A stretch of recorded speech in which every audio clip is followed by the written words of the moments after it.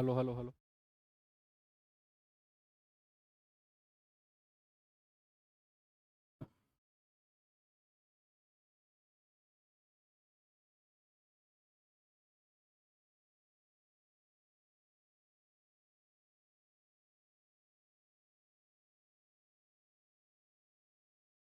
Hello बच्चों, नमस्कार।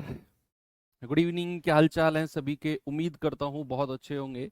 और चलिए भाई, 3 दिन आप लोगों की क्लास नहीं हो पाई थी। रीजन ऑलमोस्ट आप सभी जानते हैं कि हमारा एक बैच लॉन्च हुआ है एसएससी एमटीएस के लिए। तो उसमें मेरी क्लास लगाई गई थी जिसमें 3 डेमो मुझे देना था, और उसके बाद में उस क्लास को अब रोक कर आपका सिलेबस कंप्लीट करके ही मैं वो क्लास कंटिन्यू करूंगा। ठीक है? तो आज हम लोग, हमारे अभी 4 चैप्टर बचे हुए हैं एडवांस मैथ के।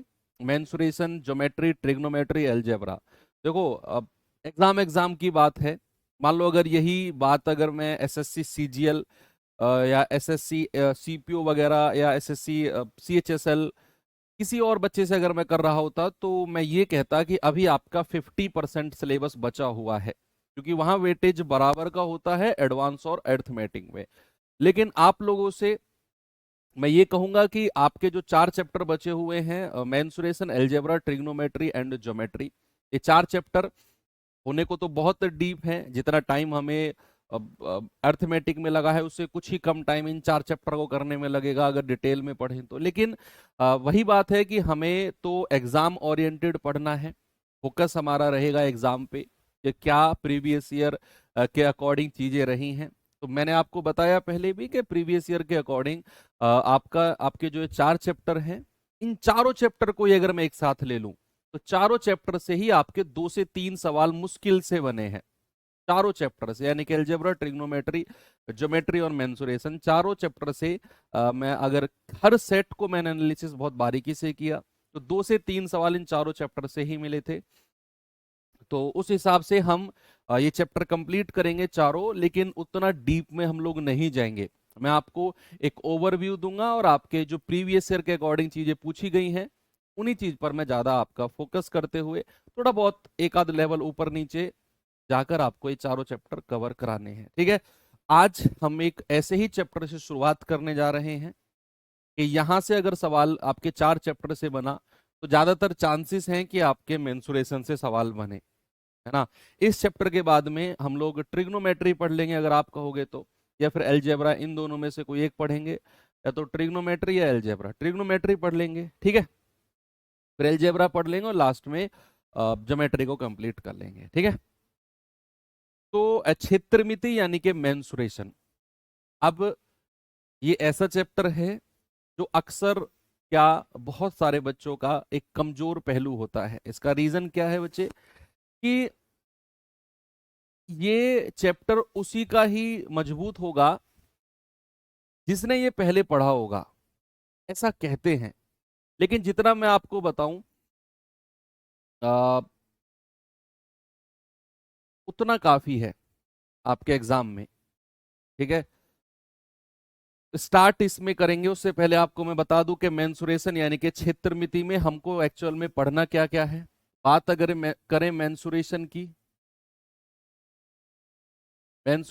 अगर बात करते हैं तो इसमें क्या क्या हमको पढ़ना है वो मैं आपको बताता हूं। कि पहला, तो हमें इसे ट्रायंगल के बारे में पढ़ना है। ट्रायंगल्स यानी कि त्रिभुज, त्रिभुजों के बारे में पढ़ना है। ठीक है? क्षेत्रफल, हालांकि ये त्रिभुज जब हम पढ़ेंगे ज्योमेट्री में भी पढ़ेंगे, है ना। तो यहाँ पर जो हम फोकस करेंगे वो केवल और केवल हमारे फॉर्मूलेज वगैरह और क्षेत्रफल या पेरीमीटर, परिमाप वगैरह पर ज्यादा फोकस करेंगे। तो हाँ, फॉर्मूले भर भर के हैं बच्चे। मेंसुरेशन का दूसरा नाम आप फॉर्मूला कह सकते हो। कि मेंसुरेशन में अगर किसी सवाल को आपको करना है तो उसका फॉर्मूला आपको आना चाहिए। बिना फॉर्मूले के कोई ट्रिक नहीं है। फॉर्मूला इज द ओनली की। ठीक है? तो मैं जो जो चीज आपको पढ़ाता रहूं उनके फॉर्मूले आप चाहो तो अलग एक पेज में लिख सकते हो और अपने स्टडी टेबल के सामने लगा सकते हो। तो एक तो त्रिभुज के बारे में पढ़ना है, अलग अलग तरह के त्रिभुज। दूसरा चतुर्भुज के बारे में, चतुर्भुज के बारे में पढ़ना है, यानी कि क्वाड्रिलेटरल्स।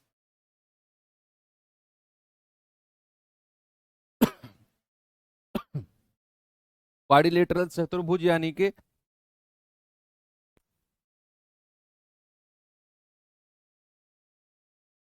चतुर्भुज की अगर बात करूं तो चार भुजाओं वाली आकृति। अब चार भुजाओं वाली आकृति में आपका आयत भी आ जाएगा, आपका वर्ग यानी कि स्क्वायर भी आ जाएगा, रोम्बस भी आ जाएगा, पैरेललोग्राम भी आ जाएगा, ट्रेपीजियम भी आ जाएगा। हर वो आकृति जिसकी चार भुजाएं होती हैं उसको हम चतुर्भुज कह देते हैं। ठीक है, इसके बाद में फिर तीसरा पॉइंट आएगा हमारा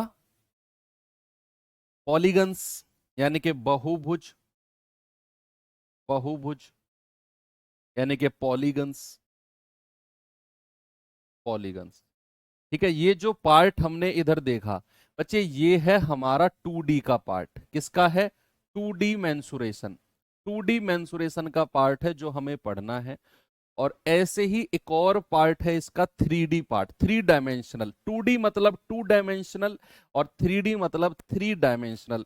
ऐसी भुजाएं जिनकी 2 डायमेंशन होती हैं उनको 2 डायमेंशनल या 2D मेंसुरेशन कहते हैं। ऐसी आकृति जिनकी 3 डायमेंशंस होती हैं, जिनमें आयतन, वो पढ़ेंगे हम। ठीक है, तो 3D मेंसुरेशन में हमको कौन कौन से टॉपिक कवर करने हैं भाई? एक तो इसमें हमें पढ़ना है घन, घनाभ, घन तथा घनाभ, यानी कि cube and cuboid, cube and cuboid. दूसरा इसमें हमें पढ़ना है बेलन, बेलन यानी कि सिलेंडर। थोड़ा थोड़ा सबके बारे में आपको नॉलेज दूंगा, दो दो तीन तीन क्वेश्चन सबके आपको करा दूंगा। ठीक है, तीसरा अगर बात करें तो शंकु, शंकु यानी कि कोण। चौथा अगर बात करें तो आपका गोला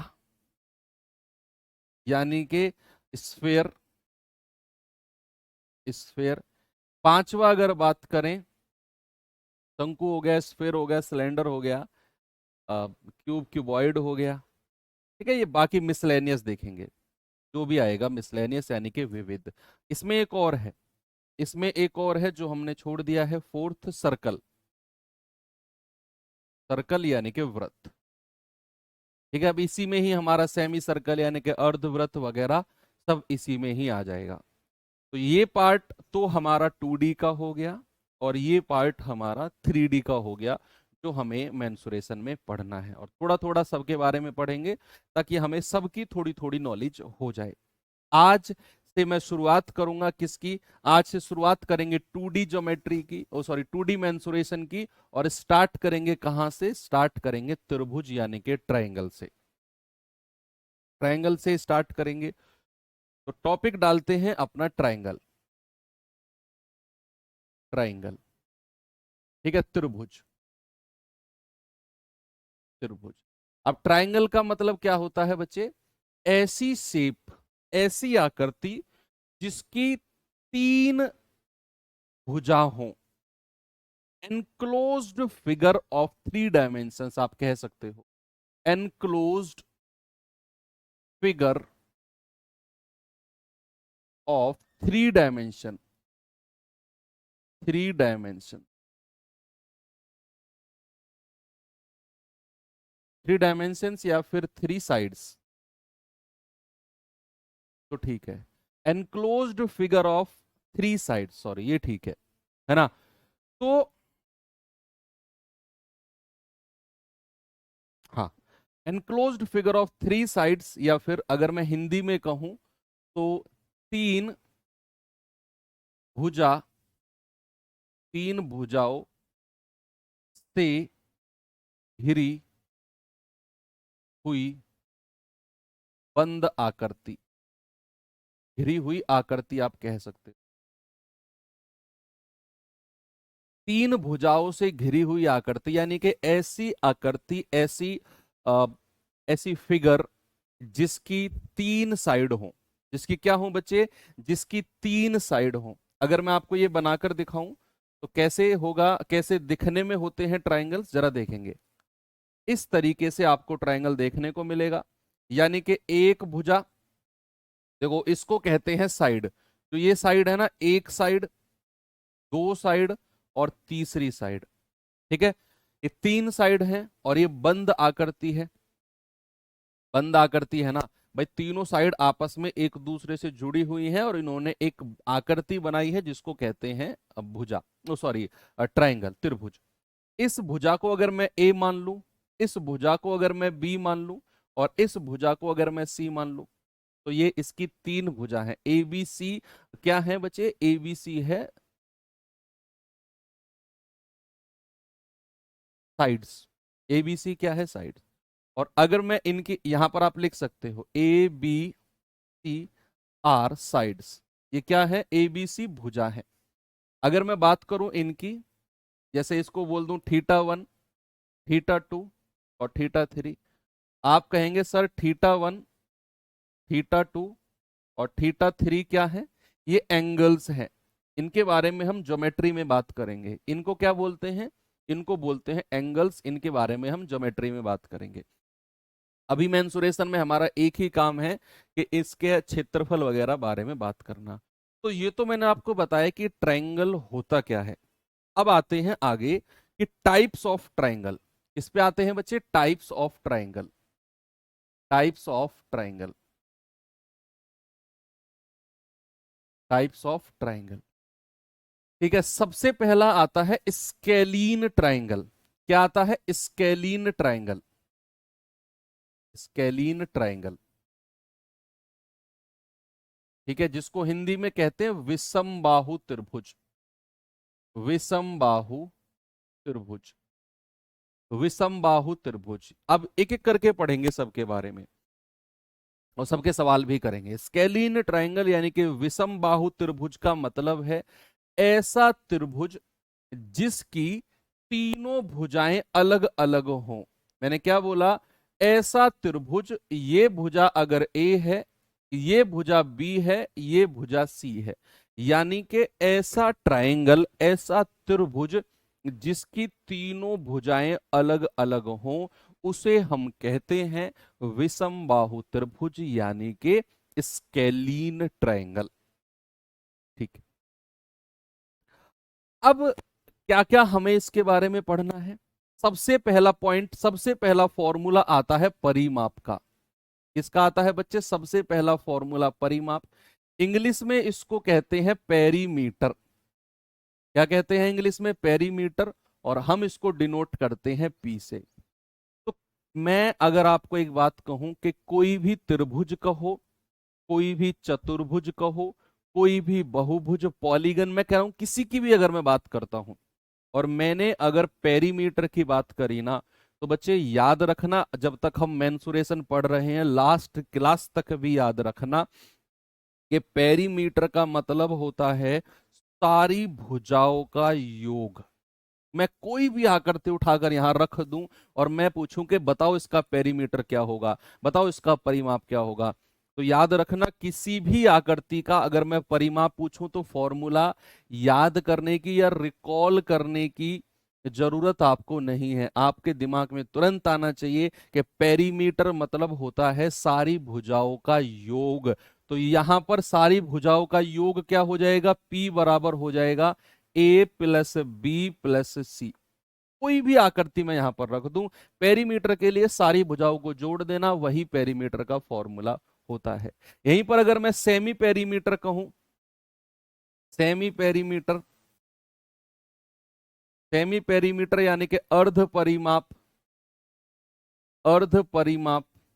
अर्ध परिमाप का मतलब होता है बच्चे परिमाप का आधा, यानी कि P/2। आप कह सकते हैं A plus B plus C/2, ये होता है अर्ध परिमाप और इसको डिनोट करते हैं S से। ठीक है, तो सेमी पेरीमीटर यानी कि अर्ध परिमाप का मतलब होगा P/2 और जिसको हम डिनोट करेंगे A plus B plus C/2। तीसरा फॉर्मूला, ये दूसरा फॉर्मूला आप कह सकते हो, तीसरा फॉर्मूला आता है आपका क्षेत्रफल का। किसका बच्चे? एरिया का। एरिया या फिर हिंदी में जिसको कहते हैं क्षेत्रफल, और इसको हम डिनोट करेंगे ए से। बच्चे एरिया भी दो तरीके से निकाला जाता है, सुनना। अगर मैं इस पॉइंट से सामने वाले लाइन पे एक परपेंडिकुलर डाल दूं, एक लंब डाल दूं, या फिर एक लाइन खींच दूं जो सामने वाली लाइन पे 90 डिग्री का कोण बनाती है, उसको हम डिनोट करेंगे एच से। और एच मतलब क्या होता है? हाइट। एच मतलब क्या होता है? हाइट या फिर ऊंचाई। ऊंचाई। बहुत सारे लोग इसे एल्टीट्यूड भी कहते हैं। एल्टीट्यूड।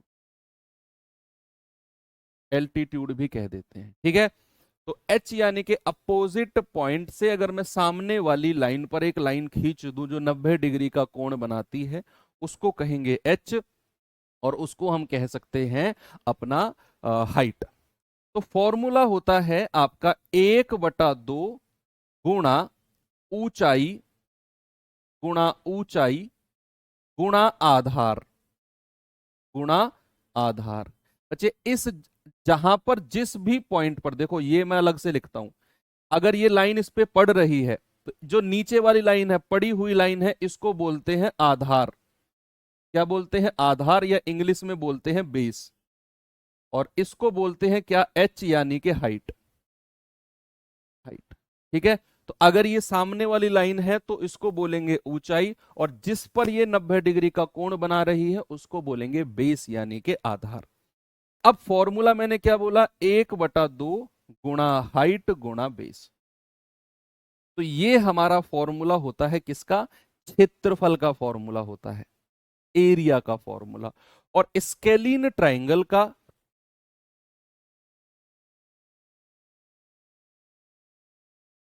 स्केलीन ट्राइंगल का एक और फॉर्मूला होता है बच्चे, जिसको कहते हैं हम हीरोज फॉर्मूला। अक्सर बड़ा फेमस है, लोग बड़ा जानते हैं उसे। और जिसका नाम क्या है? एरिया का दूसरा भी फॉर्मूला होता है, जिसको कहते हैं heroes formula. Heroes formula of area. क्षेत्रफल निकालने का एक हीरोज फॉर्मूला है। यानी कि जब किसी त्रिभुज में केवल आपको भुजाएं दे रखी हो, केवल भुजाएं दे रखी हो, और आपसे पूछे कि बताओ इसका एरिया क्या होगा, क्या आप में से कोई मुझे बता सकता है? ठीक, अगर आपको हीरोज फॉर्मूला यानी कि आपको ऊंचाई ही ना दे रखी हो, किसी भी त्रिभुज का आपको बस साइड दे दें,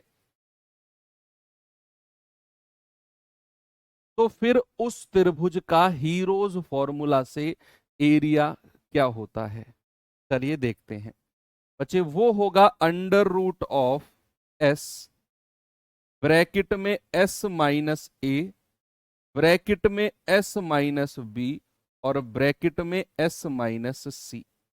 ये होता है आपका एरिया, जहां पर एस क्या है? एस है आपका सेमी पेरीमीटर। सेमी पेरीमीटर, ये आपका सेमी पेरीमीटर है, ठीक है। तो ये होता है बच्चे आपका स्केलीन ट्रायंगल, यानी कि जब आपकी तीनों भुजाएं अलग होना, तो उसको हम कहते हैं स्केलीन ट्रायंगल, यानी कि विषमबाहु त्रिभुज। और उसका परिमाप का फॉर्मूला, तीनों भुजाओं को जोड़ दो। सेमी पेरीमीटर अर्ध परिमाप का मतलब होता है a+b+c/2, यानी कि परिमाप का आधा। एरिया का फॉर्मूला, अगर आपके पास ऊंचाई हो और आधार हो इस तरीके से, तो आपका एरिया का फॉर्मूला होगा 1/2 गुणा ऊंचाई गुणा आधार। ये सारे फॉर्मूले याद करने पड़ेंगे भाई, कोई अल्टरनेट नहीं है इनका। हीरोज फॉर्मूले से एरिया, यानी कि अगर आपके पास ऊंचाई ना हो, केवल आपके पास भुजा दे रखी हो, तो आपका फॉर्मूला होता है under root of s, s minus a, s minus b, s minus c. S क्या है सर? एस है आपका सेमी पेरीमीटर, जो मैंने यहां पे लिखा हुआ है, यानी कि पेरीमीटर का आधा। यही फॉर्मूले हैं आपके किसके? विषम बाहु त्रिभुज के। बात क्लियर है? राइटिंग समझ में आ रही है ना भाई? मेरी थोड़ी सी उटपटांग राइटिंग आप जानते हैं, फिर भी मैंने कोशिश करी है थोड़ा सा लेख सुधार कर लिखने की। चलिए अब मैं इसके ऊपर आपको सवाल करा देता हूं जरा। आइए सवाल नंबर 1 पर देखेंगे भाई इस सवाल को, क्या है इसमें।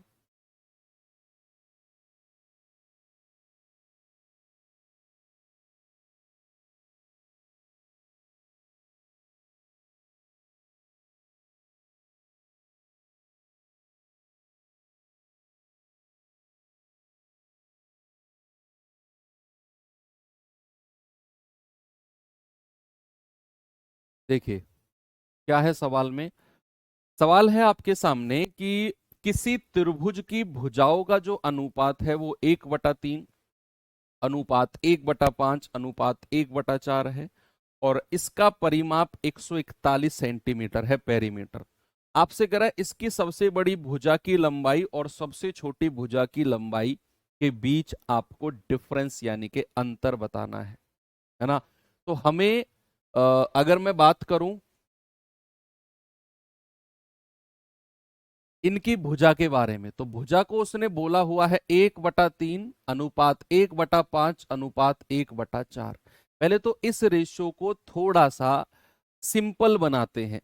ये फ्रैक्शन में है, इसको सिंपल बनाने के लिए आप जानते हैं कि हम क्या करते हैं, जो डिनोमिनेटर है इसका एलसीएम लो। 5 चौके 20, 20 तिया 60, 60 की गुणा तीनों में कर दो, यहां भी और यहां भी। तो ये रेशियो हमारा आसान बन जाएगा।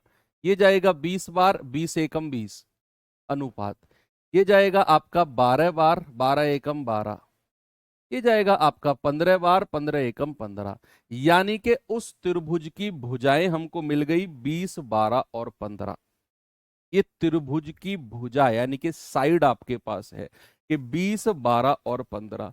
अब आपसे कह रखा है उसने कि भाई इसका परिमाप है 141। बच्चे अभी अभी मैंने आपको बताया कि what do you mean by perimeter, परिमाप का मतलब क्या है। परिमाप का मतलब है सारी भुजाओं का योग। तो अगर ये भुजाओं का रेशियो दे रखा है और मैं आपसे पेरीमीटर पूछूं तो आप इन सबको जोड़ोगे कि नहीं। 15 और 12 27 और 20 47। पेरीमीटर कितना कह दोगे आप, सर 15 और 12 27, 27 और 20 47, यानी कि 47 रेशियो में इसका पेरीमीटर होगा। और आपको पेरीमीटर दिया हुआ है 141, तो 47 का मान है 141 सेंटीमीटर। एक यूनिट का मान आएगा 141/47, ये आ जाएगा 3 सेंटीमीटर एक यूनिट का मान। आपसे पूछा है सबसे बड़ी भुजा की लंबाई और सबसे छोटी भुजा की लंबाई के बीच डिफरेंस क्या होगा। तो सबसे बड़ी भुजा तो 20 है, सबसे छोटी 12 है।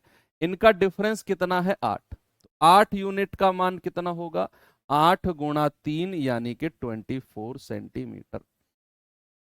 आपका आंसर कितना होगा, ऑप्शन नंबर सी 24 सेंटीमीटर। बहुत आसान सवाल है अगर आपको फॉर्मूले आते हैं।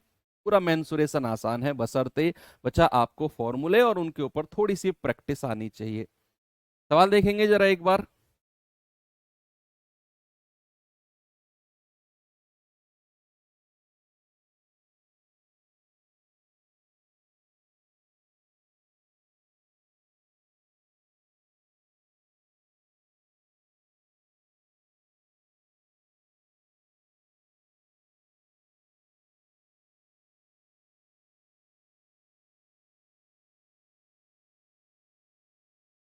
देखिए भाई,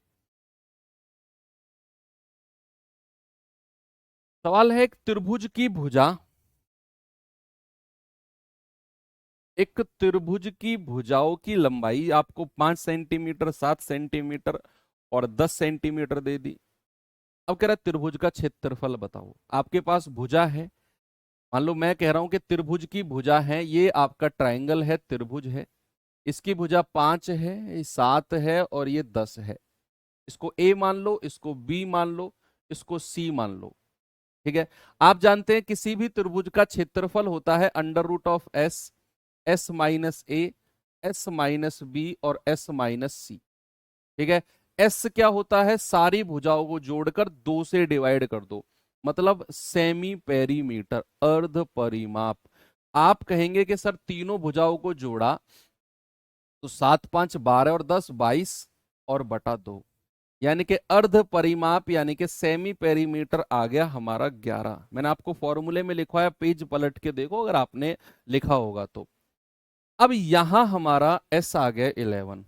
हम यहां पर रखेंगे √ऑफ एस कितना है 11, एस माइनस ए यानी कि 11 माइनस ए कितना है 5, एस माइनस बी 11 माइनस 7 और एस माइनस सी 11 माइनस 10।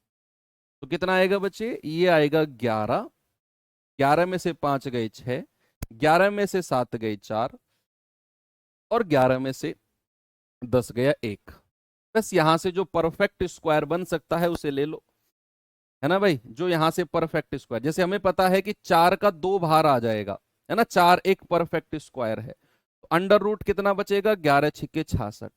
तो 2√66 यानी कि ऑप्शन नंबर बी हमारा बिल्कुल सही है। एरिया ऑफ द ट्राइंगल,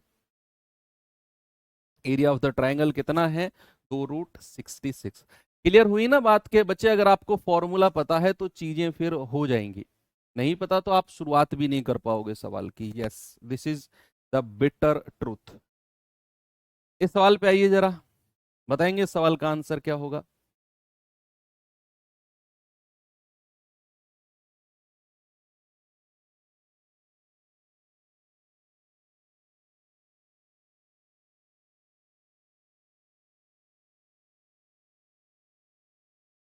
कह रहा है किसी त्रिभुज की तीनों भुजाओं की लंबाई क्रमशः 12, 15 और 21 सेंटीमीटर है, तो त्रिभुज का क्षेत्रफल बताओ। What is the area of the triangle. भाई अलग अलग भुजा आपको दे रखी है।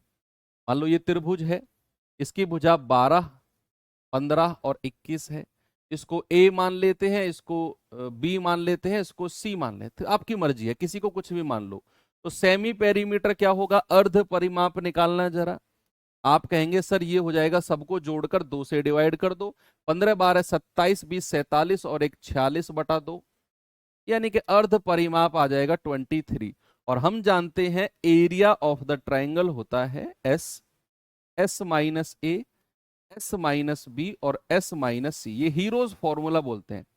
अच्छा, इस फॉर्मूले को बोलते हैं हीरोज फॉर्मूला, हीरोज फॉर्मूला कहते हैं ना। तो यहां पर हमारा एस कितना आ गया, एस आ गया 23। एस माइनस ए कितना हो जाएगा, 23 माइनस 12। एस माइनस बी क्या होगा, 23 माइनस 21। और एस माइनस सी क्या होगा, 23 माइनस 15।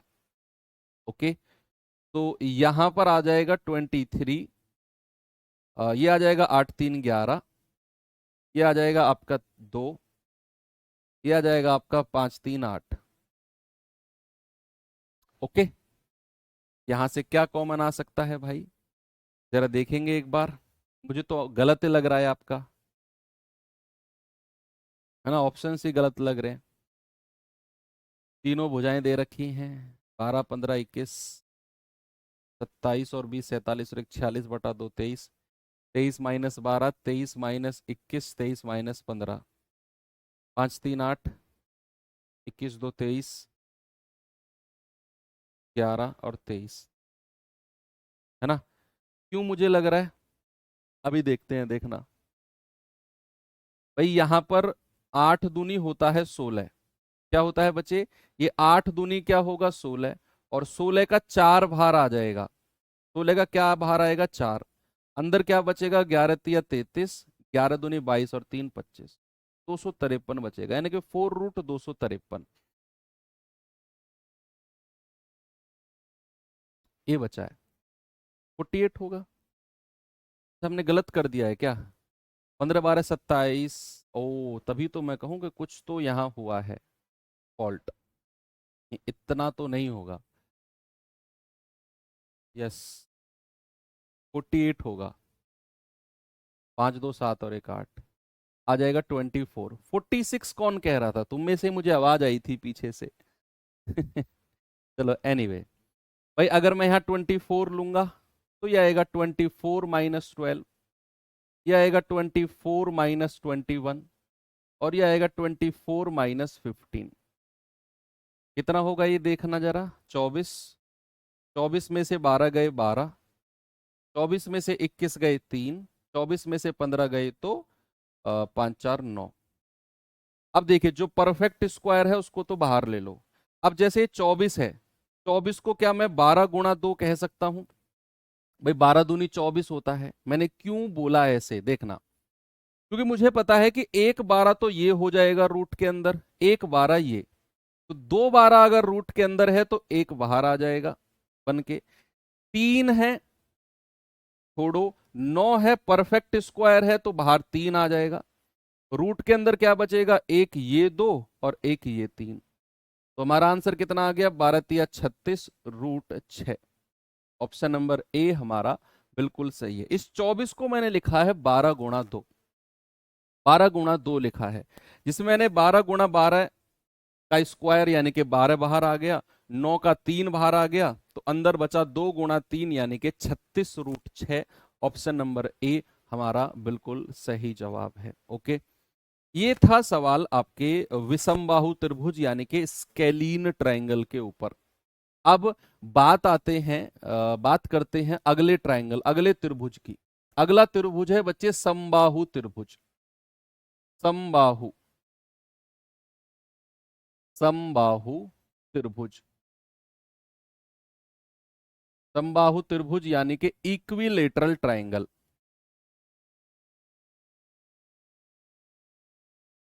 इक्विलेटरल ट्रायंगल क्या होता है, पहले इसके बारे में थोड़ा सा देखते हैं कि समबाहु त्रिभुज क्या होता है। बच्चे नाम से ही क्लियर है, आप देखना, नाम से ही क्लियर है कि सम बाहु को मैं लिख सकता हूं सम प्लस बाहु। बाहु मतलब क्या होता है, भुजा, बाहुबली नहीं, बाहु मतलब होता है भुजा, और सम मतलब होता है इक्वल। सम मतलब होता है इक्वल, यानी कि ऐसा ट्रायंगल, ऐसा त्रिभुज जिसकी तीनों भुजाएं इक्वल हो।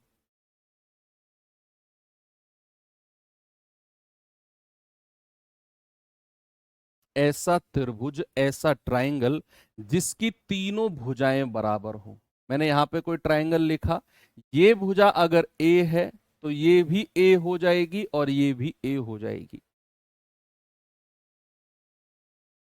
उसी को बोलते हैं समबाहु त्रिभुज यानी कि इक्विलेटरल ट्रायंगल। इक्वी मतलब इक्वल, लेटरल मतलब होता है साइड। इक्वल साइड जिस भी ट्रायंगल की होगी उसी को बोलेंगे इक्विलेटरल ट्रायंगल। ठीक है, तो यहां भी हमारे वही फॉर्मूले बनेंगे। अगर मैं परिमाप यानी कि पेरीमीटर की आपसे बात करूं तो क्या आप में से कोई मुझे बता पाएगा कि पेरीमीटर क्या होगा, परिमाप क्या होगा? आप कहेंगे सर बताने की जरूरत नहीं है, दिमाग में सेट हो गया कि अगर कोई भी आकृति, चाहे त्रिभुज हो चाहे चतुर्भुज हो, अगर पेरीमीटर पूछेगा ना तो सारी भुजाओं को जोड़ देंगे। तो ये हो जाएगा a+a+a यानी कि 3a। पेरीमीटर कितना हो गया बच्चे, 3a। दूसरा फॉर्मूला इसका बनता है ऊंचाई का, यानी कि यहां से यहां h अगर मैंने डाला इस लाइन से इस लाइन तक, यानी कि दूसरा फॉर्मूला बनता है ऊंचाई का, जिसको बोलते हैं हाइट। हाइट यानी कि इसको डिनोट करते हैं h से। ये होता है बच्चे √3/2a। यानी कि अगर मैं h की वैल्यू आपसे पूछूंगा, ऊंचाई की अगर वैल्यू आपसे पूछूंगा, तो उसकी वैल्यू हो जाएगी √3/2a। तीसरा फॉर्मूला होता है इसका एरिया का, यानी कि क्षेत्रफल का। क्षेत्रफल का एरिया, एरिया क्या का फॉर्मूला होता है भैया, √3/4a²। किसी भी समबाहु त्रिभुज यानी कि इक्विलेटरल ट्रायंगल का अगर मैं एरिया पूछूंगा तो उसका फॉर्मूला होगा √3/4a²। √3/4a²। और क्या बचा इसमें, यस, एक चीज और है, उसको मैं अलग से आपको बताता हूं। मान लो ये कोई आपके पास इक्विलेटरल ट्रायंगल है, सपोज दैट इसके अंदर मैंने एक सर्कल बना दिया, एक मैंने वृत्त बना दिया। इसके अंदर मैंने क्या बना दिया, एक वृत्त बना दिया। इस वृत्त की एक रेडियस है r, और इसके बाहर बाहर तीनों साइड को टच करता हुआ भी मैंने एक वृत्त बना दिया, जिसकी रेडियस क्या है, जिसकी रेडियस यानी कि जिसकी त्रिज्या है कैपिटल R। ये अलग से आप एक कॉन्सेप्ट ध्यान में रखना। तो ये आपका समबाहु त्रिभुज है, ये आपका समबाहु त्रिभुज है, एक सर्कल अंदर और एक सर्कल बाहर। बाहर वाले सर्कल की त्रिज्या कैपिटल आर, अंदर वाले सर्कल की त्रिज्या स्मॉल आर। अगर आपको रेशियो पूछे ना, इस capital R ratio small r, यानी कि इसको बोलते हैं बाह्य वृत्त। बाह्य, बाह्य,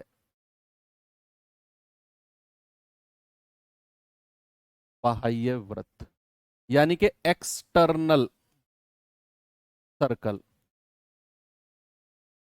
अंदर वाले को बोलते हैं अंतःवृत्त। अंतःवृत्त, अंतःवृत्त यानी कि इन सर्कल, इन सर्कल। ठीक है, अंदर वाले वृत्त को अंतःवृत्त, बाहर वाले को बाह्य वृत्त। तो आपसे ना डायरेक्ट एक फॉर्मूले के रूप में चीजें डायरेक्ट पूछेगा। आपको कोई रेडियस दे देगा या भुजा दे देगा आपको, और आपसे कहेगा बाह्य वृत्त और अंतःवृत्त का रेडियस का, त्रिज्या का रेशियो बताओ, त्रिज्या का। तो वो हमेशा 2:1 होगा, हमेशा याद रखना। हमेशा बाह्य वृत्त और अंतःवृत्त की जो त्रिज्या है उसका रेशियो ऑलवेज 2:1 होगा, ऑलवेज। चाहे इसकी भुजा कुछ भी दे रखी हो, चाहे इस समबाहु त्रिभुज की भुजा कुछ भी दे रखी हो, अगर आपसे ये पूछे कि बाह्य वृत्त की त्रिज्या और बाह्य अंतःवृत्त की त्रिज्या का अनुपात, सीधा आपने लगाना है 2:1, यानी कि 2:1। बाकी फॉर्मूले आपके पास ये तीनों फॉर्मूले हैं।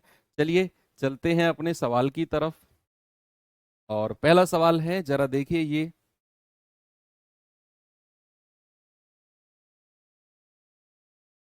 बताएंगे भाई सवाल का जवाब।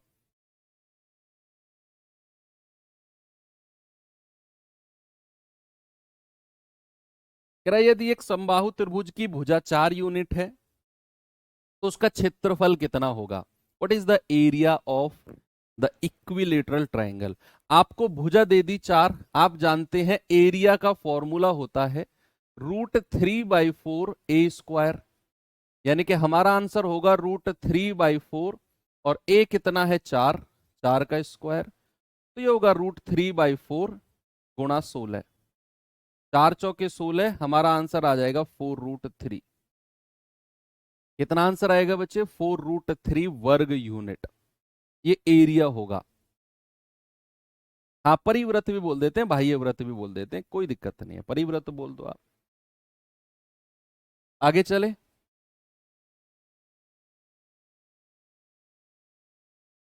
आगे बढ़े। ये सवाल देखिए जरा।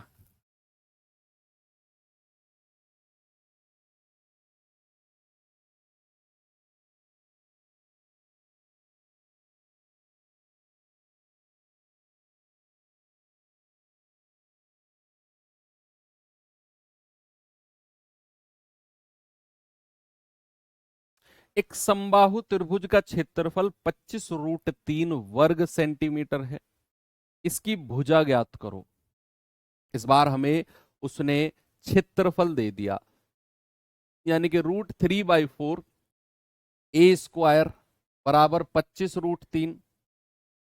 भाई √3 से √3 कैंसिल कर दो, 4 की गुणा उधर कर दो, तो a² यानी कि 25 चौके 100, और a कितना हो जाएगा √100, और √100 क्या होता है 10। उस समबाहु त्रिभुज की भुजा कितनी आ गई, आप कहेंगे सर समबाहु त्रिभुज की भुजा तो 10 आ गई। बच्चे इनकेस अगर आपसे सवाल पूछने लग जाता, आपसे भुजा नहीं पूछता, आपसे सवाल में कहता परिमाप बताओ, आप उस समबाहु त्रिभुज का परिमाप बताओ, और आपके पास क्षेत्रफल है, तब भी आपको भुजा निकालनी पड़ती। यहां तो भुजा ही पूछी है तो हमारा आंसर 10 हो गया, लेकिन इनकेस आपसे पूछता कि परिमाप बताओ, तो भी आपको भुजा निकालनी पड़ती, और उसके बाद फिर आप कहते कि सर अगर परिमाप पूछेगा ना तो वो होता है 3a, यानी कि 3 × 10 30, अगर परिमाप पूछेगा। इनकेस अगर आपसे पूछने लगता कि ऊंचाई बताओ, height of the equilateral triangle, तो उसका भी फॉर्मूला मैंने अभी अभी लिखवाया कि अगर हाइट पूछने लग जाए तो वो होगा √3/2a। उसके लिए भी आपको भुजा निकालनी पड़ेगी। भुजा तो आपको हर किसी के लिए निकालनी पड़ेगी। तो यहां आप कह सकते हो सर √3/2 और a कितना है 10, तो आप कहेंगे 2 पंजे 10 यानी कि 5√3। तो अगर ऊंचाई ऑफ द समबाहु त्रिभुज आपसे पूछेगा तो आपका आंसर होगा √3/2a, और a की वैल्यू 10 यहां पर रखी, ऊंचाई आ गई। अगर आपसे कहेगा परिमाप, परिमाप आ गया। ऊंचाई कहेगा, ऊंचाई। ये मैंने अलग से आपको चीज बताई है, आपका आंसर तो यहीं पर आ गया 10। ये दो चीजें भी आपसे पूछ सकता है अलग अलग। एक और सवाल दूं? चलो ये सवाल पर आएंगे जरा।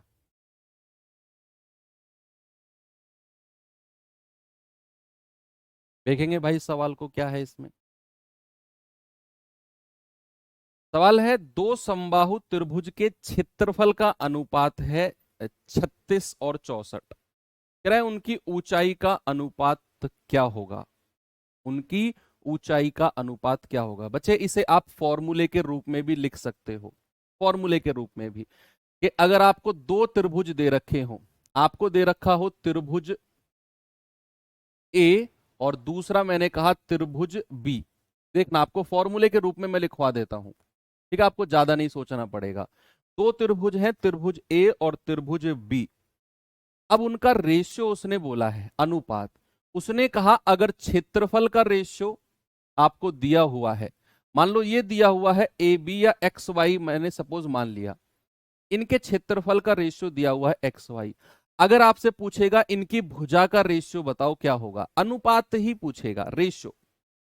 आपको क्षेत्रफल का रेशियो देगा और कहेगा भुजा का रेशियो बताओ क्या होगा। बच्चे याद रखना, भुजा का रेशियो होगा under root of x ratio under root of y. Under root of x ratio under root of y. इनका रूट कर देंगे, जो क्षेत्रफल का रेशियो है ना उसका रूट कर देंगे, क्योंकि हमें पता है कि किसी भी क्षेत्रफल का फॉर्मूला होता है √3/4 इंटू भुजा का स्क्वायर, भुजा का स्क्वायर।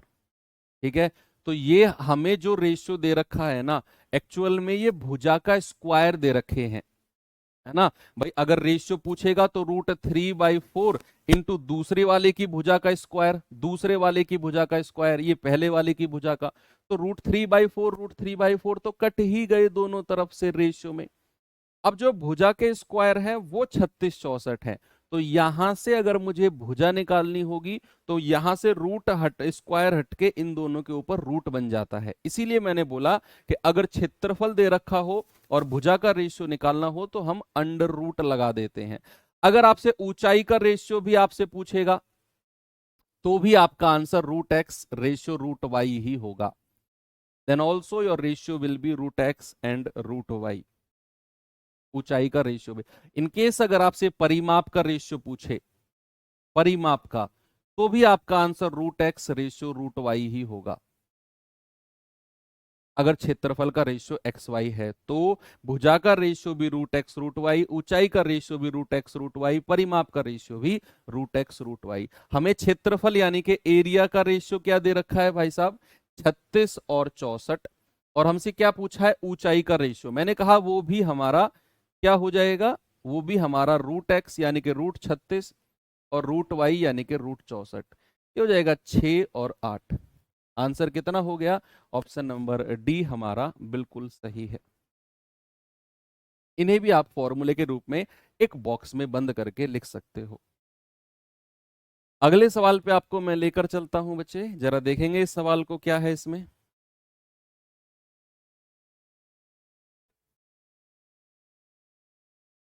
बताइए जी इसमें क्या कैसे करेंगे जरा।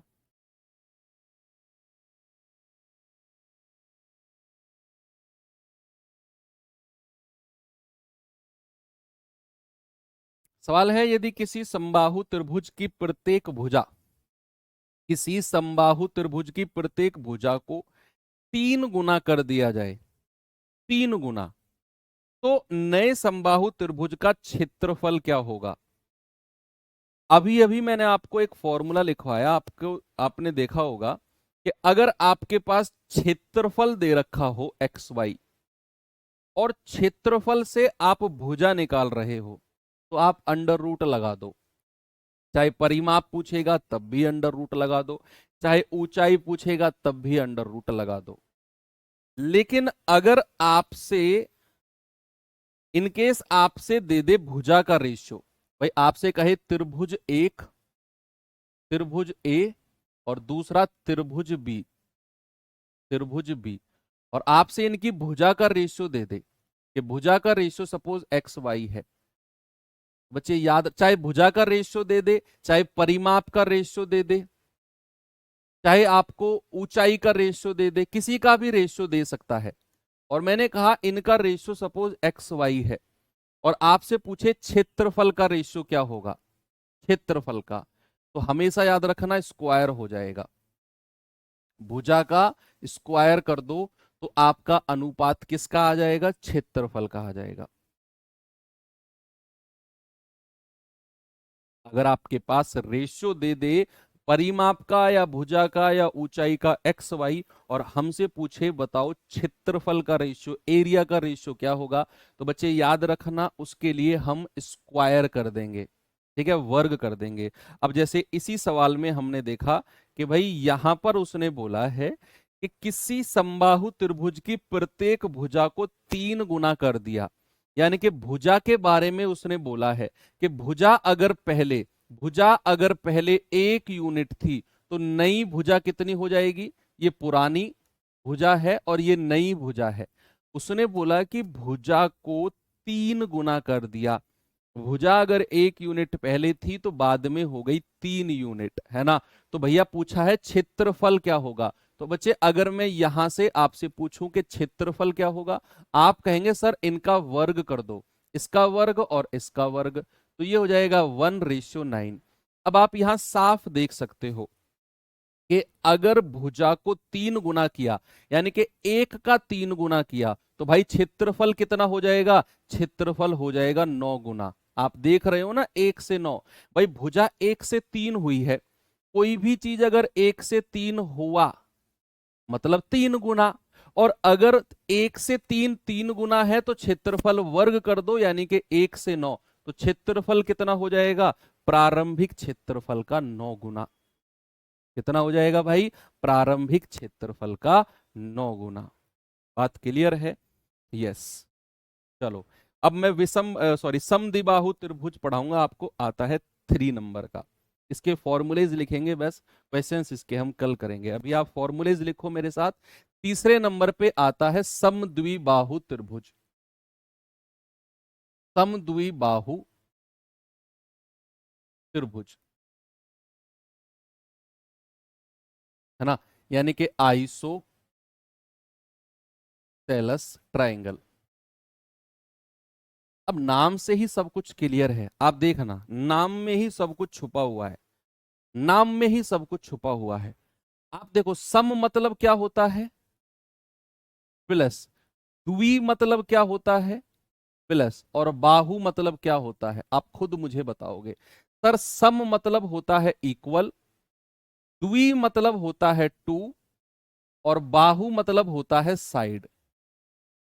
यानी कि जहां पे टू साइड्स हमारी इक्वल हो, ऐसा ट्रायंगल जिसकी 2 साइड इक्वल हो, जिसकी 2 भुजाएं इक्वल हो, equal two sides, that is called समद्विबाहु आइसोसेलेस ट्रायंगल। यानी कि अगर मैं इसको पिक्टोरियल रिप्रेजेंटेशन में दिखाऊं तो मान लो ये भुजा अगर मैंने ए मानी तो ये वाली भुजा भी ए हो जाएगी और ये तीसरी भुजा अलग हो जाएगी।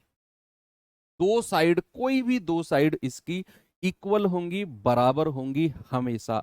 तो 2 साइड अगर इक्वल हैं और तीसरी साइड अलग है, दैट इज कॉल्ड समद्विबाहु।